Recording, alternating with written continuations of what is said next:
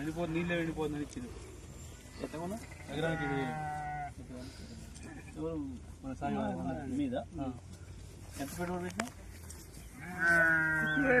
90,000 పెట్టినాం సార్. దీనికి 30,000 లెక్క.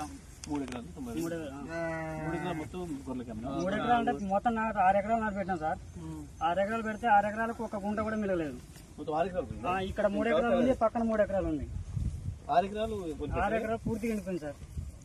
ఇది మన రేవంత్ రెడ్డి సార్ గారి పుణ్యం. ఇది అంతకుముందు కేసీఆర్ గారు ఉన్నప్పుడు మాకు ఈ పొలంలో ఎన్నడూ నీళ్ళు ఎండలేదు. ఈ పొలంలో చేపలు పట్టుకున్నాం కేసీఆర్ సార్ ఉన్నప్పుడు. మరి ఇప్పుడు అంతటి దగ్గరగా మరి ఎందుకైందో ఏమర్థం కావట్లేదు. ఒకప్పుడు కావాలి నిండుకు పారిన పొలాలు మాయి ఇప్పుడు పూర్తిగా మాకు ఉరి పెట్టుకున్నట్టు చేసి పెట్టారు మాకు. ఇట్లా ఎంతమంది ఇక ఈ ఏరియాలో ఒక 300 ఎకరాలు ఉంటుంది సార్. ఇక్కడ ఏ ఊరిది? ఈ గాజుల మల్కాపురం పెన్బాడ్ మండలం సార్. ఇది అంటే మీరు గాడిపల్లి మండలం నుంచి వెళ్ళి ఇక్కడ జాడ దొరికి మేపడానికి వచ్చింది సార్. ఎండిపోయిన పొలం వీళ్ళ బంధువులు వాళ్ళకి జాడ చెప్తున్నారు అన్నమాట. ఇక్కడ ఎండిపోయిన పొలాలు దొక్కుతున్నాయని వచ్చి 4 బోర్లు వేసినా సార్. 4 బోర్లు వేసినా సుఖ నీళ్ళు పడలేదు ఇంతవరకు. ఇప్పుడు మళ్ళీ 3 కూడా పొలం కాకుండా మళ్ళీ 4 బోర్లు